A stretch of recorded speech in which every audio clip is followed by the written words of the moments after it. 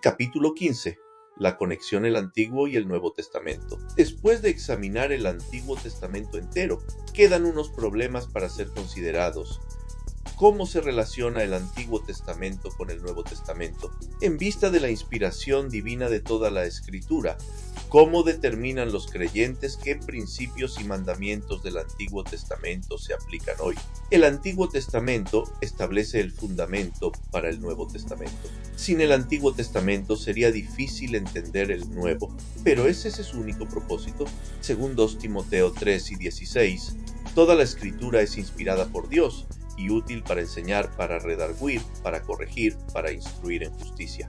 En el texto griego, la expresión inspirada por Dios es una sola, que literalmente significa soplada por Dios.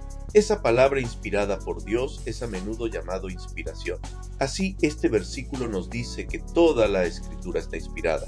Ciertamente eso incluye el Antiguo Testamento. Sin embargo, los creyentes encuentran numerosas dificultades al interpretar el texto del Antiguo Testamento si intentan aplicar cada declaración del Antiguo Testamento a la vida de hoy, mientras que algunos individuos y grupos afirman que todo, o casi todo, el Antiguo Testamento tiene aplicación para los creyentes en nuestro tiempo. Hay otros que consideran que nada del Antiguo Testamento es para el creyente hoy. Efectivamente, Marción, un personaje importante en la historia de la iglesia primitiva, creía que el Antiguo Testamento no debía ser parte del canon bíblico.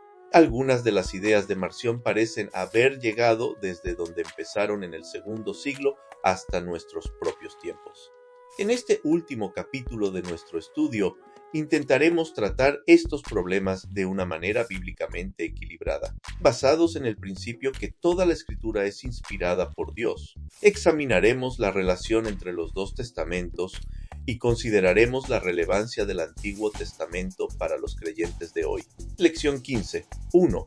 La discontinuidad existen entre el Antiguo y el Nuevo Testamento, tanto continuidad como discontinuidad. Algunos eruditos conservadores ven más similitudes que diferencias, mientras que otros eruditos ven lo opuesto. Ambos grupos intentan evitar extremos, pero es fácil ir demasiado lejos en ambas direcciones. Aunque consideraremos ambas posiciones, los autores de este curso sostienen que los testamentos tienen más continuidad que discontinuidad. En esta lección, consideraremos la discontinuidad entre los testamentos.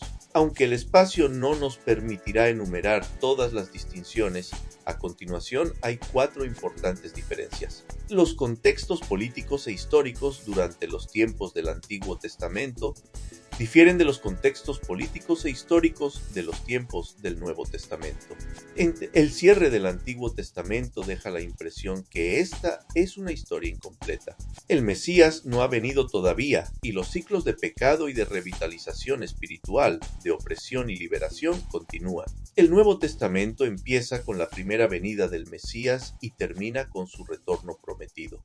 Los israelitas del Antiguo Testamento son considerados el pueblo revelador de Dios, y los creyentes del Nuevo Testamento son el pueblo soteriológico de Dios. Es decir, Dios reveló su plan del pacto, estipulaciones y mandatos, su ley, a través de la nación de Israel, su pueblo revelador. Pero en el Nuevo Testamento, Dios trajo gracia y salvación a los individuos, queriendo decir que los creyentes son el pueblo soteriológico de Dios. Esto no infiere que una relación individual con Dios era insignificante en el Antiguo Testamento. Simplemente significa que el propósito primario de la revelación de Dios en el Antiguo Testamento era nacional y que el Nuevo Testamento es individual. Algo relacionado con las otras distinciones es la diferencia en los requisitos expiatorios de los dos testamentos o pactos. En el Antiguo Testamento, cuando el pueblo esperaba la venida del Mesías, Dios instituyó un sacrificio anual de un cordero para expiar los pecados del pueblo. También debían hacer otras ofrendas y sacrificios como ordenaba la ley. Sin embargo, en el Nuevo Testamento, el Mesías e Hijo de Dios, Jesucristo, Dios perfecto y hombre perfecto, expió los pecados de la humanidad de una vez y para siempre. De manera interesante, Dios ejerció tanto su amor como su ira cuando Jesucristo se presentó como sustituto por todo pecador en toda edad y entonación. La expiación de su sangre derramada cubre todo nuestro pecado para que seamos perdonados y nunca tengamos que ofrecer sacrificios de animales nuevamente. ¿Cómo podría el creyente entender la importancia de las acciones del Mesías si no fuera por los temas unificadores del Antiguo Testamento de expiación y sacrificio? Además de estas diferencias, muchos perciben un contraste bien definido entre el Dios de ira del Antiguo Testamento y el Dios de amor del Nuevo Testamento. Sin embargo, Hill y Walton discrepan. Quizás los contrastes entre la naturaleza de Dios en el Antiguo Testamento y en el Nuevo Testamento han sido demasiado simplistas o poco profundos. Uno a menudo oye que en el Antiguo Testamento Dios puede verse como un Dios de juicio y castigo, mientras que en el Nuevo Testamento Él se personifica como un Dios de amor y salvación. Esta es una dicotomía inapropiada. Cuando consideramos la historia del intervalo de tiempo que se cubre en el Antiguo Testamento y somos testigos de la paciencia de Dios con Israel durante siglos, y a la vez, frente a la violación arraigada y obvia de los términos más básicos del pacto, sería verdaderamente dar por sentado lo que queda por probar, al quejarnos del juicio de Dios. Su gracia es evidente en actos de revelación, elección, liberación y restauración, y estos llenan las páginas del Antiguo Testamento. Otra diferencia percibida es la ley del Antiguo Testamento contra la gracia del Nuevo Testamento, o la ley del Antiguo Testamento versus el Evangelio del Nuevo Testamento, pero es la distinción entre la ley y la gracia tan pronunciada como algunos sostienen. Aunque es verdad que las Escrituras presentan una tensión de ley y evangelio, también presentan la ley y el evangelio como complementarios. Además, el Antiguo Testamento contiene de hecho más referencias a la gracia y misericordia que el Nuevo Testamento, y el Nuevo Testamento incluye varias referencias al juicio divino. Por lo tanto, es mejor reconocer que hay tanto diversidad como unidad en las Escrituras, tal como hay tanto diversidad como unidad en el cuerpo de Cristo. Esta discontinuidad o diversidad entre los testamentos fue la intención de Dios. De esta manera, no contrapone de forma alguna su naturaleza consecuente e inmutable. Lección 15.2. La continuidad. El concepto de continuidad significa que las Escrituras están unidas en su intento y propósito divino, es decir, el Antiguo y el Nuevo Testamento están conectados de alguna manera. ¿Qué cosas tienen en común? ¿Cómo son similares? ¿Qué temas vinculan a los dos testamentos? ¿Cómo vieron el Antiguo Testamento Jesús y los autores del Nuevo Testamento? Quizás podríamos describir el canon de la Biblia al final del Antiguo Testamento como el final del primer acto de una obra de 2 actos. En el argumento se ha establecido: la raza humana caída necesita redención y reconciliación. Los actores principales han sido presentados, el Dios Santo y su pueblo escogido. Pero la tensión de la historia permanece sin resolver. El pueblo de Dios regresa a su propia tierra, pero es una nación sometida. ¿Qué pasó con las visiones de grandeza nacional? Hay un sentido de expectativas incumplidas. ¿Dónde está aquella figura mesiánica final que romperá las cadenas del pecado e introducirá una nueva era de paz? Serían 400 años entre Malaquías y Mateo. La historia no se detiene, los reyes y reinos vienen y van, pero el plan redentor de Dios se mantuvo según lo previsto. Cuando vino el cumplimiento del tiempo, Jesús trajo salvación tanto a los judíos como a los gentiles. El reino de Dios llegó en la persona de su Hijo. Esta dinámica redentora y contexto histórico resalta algunos de los temas unificadores del Antiguo y el Nuevo Testamento. Primero, las imágenes de la obra de 2 actos de Brubaker ilustran lo que los eruditos llaman la salvación o Heilsgeschichte. En otras palabras, los testamentos cuentan la historia de las acciones, promesas y cumplimientos redentores de Dios. En relación a la historia de la salvación, podemos hacer 2 observaciones. 1. Los testamentos tienen un tema de promesa-cumplimiento en que una cantidad significativa de lo que se promete en el Antiguo Testamento se cumple en el Nuevo. El cristianismo ha sido claro desde su mismo principio que el Nuevo Testamento cumple y complementa al Antiguo. Las genealogías de Jesús por los escritores del Evangelio, Mateo 1, 16, Lucas 3 y 23, 28, explícitamente afirman que el Mesías ha llegado y que Él es la culminación y cumplimiento de las profecías del Antiguo Testamento. 2. Los 2 testamentos tienen una relación codependiente, integradora o recíproca. Es decir, ningún testamento debe ser leído por sí mismo o separado del otro. El Nuevo Testamento depende del Antiguo y el Antiguo depende del Nuevo.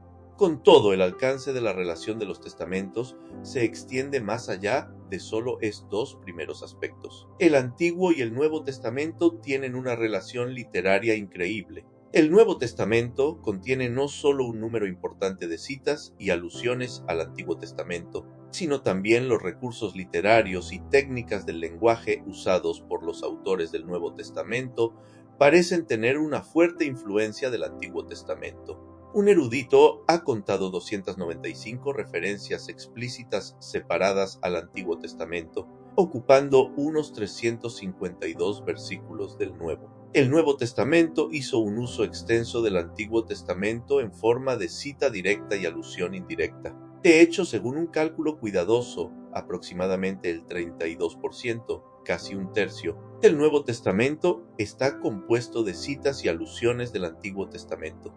Como ya hemos sugerido, el Antiguo Testamento es indudablemente la base histórica del Nuevo Testamento. Ningún lector contemporáneo podría entender bien los temas y propósitos del Nuevo Testamento sin la información y trasfondo histórico descrito en el Antiguo Testamento. Con eso en mente, podemos afirmar que el Antiguo Testamento es también el fundamento teológico del Nuevo. Muchos temas teológicos en los que se basan las doctrinas bíblicas son primero introducidos y a veces explicados en el Antiguo Testamento. El Nuevo Testamento elabora estos temas y los explica en cuanto a su cumplimiento. En algunos casos, los autores del Nuevo Testamento asumen que los principales temas de la Biblia, tal como la creación, el pecado y la redención, ya eran familiares a sus lectores debido a la relación de los lectores con el Antiguo Testamento. Entre los temas enfatizados en ambos testamentos está la soberanía de Dios, Dios como el único verdadero Dios, la santidad de Dios, la trascendencia de Dios, la rectitud y justicia de Dios, la compasión y gracia de Dios, el pacto y la lealtad de Dios. La relevancia: ¿es el Antiguo Testamento verdaderamente pertinente a nuestras vidas hoy? Arnold y Beyer declaran: algunos dirán hoy que el Antiguo Testamento no se relaciona con la cultura moderna. De hecho, hasta muchos cristianos lo sacan de su Biblia intencionalmente o por negligencia. Pero con los primeros cristianos debemos afirmar que el Antiguo Testamento es la palabra de Dios para nuestros tiempos. La pregunta no es si debemos leer ambos testamentos, sino cómo debemos leerlos juntos. Así, se debe estudiar tanto la continuidad como la discontinuidad del Antiguo y el Nuevo Testamento en términos de principios básicos de interpretación. Debemos entender cuáles leyes o conceptos tenían la intención de ser universales y cuáles se diseñaron únicamente para la teocracia propuesta para Israel bajo el Antiguo Pacto. Como hemos notado, los creyentes del Nuevo Testamento no deben sacrificar animales o considerar tales leyes como un mandato divino para hoy. ¿Pero por qué no? ¿Cómo determinamos si un pasaje del Antiguo Testamento es preceptivo para nuestros tiempos? ¿Qué principios de interpretación bíblica debemos usar? A continuación, hay 3 principios para usar como pautas: descriptivo versus preceptivo. El Antiguo y el Nuevo Testamento incluyen tanto pasajes descriptivos como preceptivos. Es decir, algunos pasajes solo tienen la intención de describir conducta, mientras otros pretenden establecer o animar cierta conducta o acciones. Por ejemplo, aunque el intento de la narrativa del Antiguo Testamento es enseñar tanto historia como teología, el registro bíblico del adulterio de David y el homicidio que cometió después no pretenden ser una regla divina para que los creyentes cometan actos similares. Eso sencillamente es un pasaje descriptivo de lo que hizo David. De hecho, la intención teológica puede ser afirmar que debemos confiar en el poder de Dios para resistir tales tentaciones cuando ellas nos confrontan. Y, fijándose en el contexto, según este principio, los lectores o intérpretes deben prestar atención al contexto inmediato de la frase en cuestión. Deben mirar las palabras adyacentes para entender mejor el significado de la declaración. Los lectores deben considerar luego el contexto del versículo, el capítulo y el libro entero de la Biblia. Además, deben determinar si un pasaje del Nuevo Testamento interpreta un pasaje del Antiguo Testamento. Uno no puede ignorar la perspectiva de Jesús mismo, que insistió que muchos de los escritores del Antiguo Testamento escribieron acerca de él. Lucas 12 y 27, 44, Juan 5 y 39, 46, 12 y 41. Él parecía tener en mente más que las obvias profecías mesiánicas. La sugerencia más convincente es que Cristo hablaba de la manera que su ministerio, y sobre todo su muerte expiatoria, jugaban un papel central en el plan de Dios, Mateo 5 y 17, Marcos 10 y 45, que había comenzado en la creación y se había remontado a lo largo del Antiguo Testamento. Principios con respecto a la ley del Antiguo Testamento. La ley del Antiguo Testamento fue diseñada para la nación de Israel en el contexto de la teocracia propuesta de Dios y el constante viaje y campamento de la multitud. Muchas de las leyes eran para la protección de su salud en estas circunstancias únicas. Como resultado, algunos eruditos defienden un principio de distinción entre las leyes civiles y ceremoniales del Antiguo Testamento y sus leyes morales.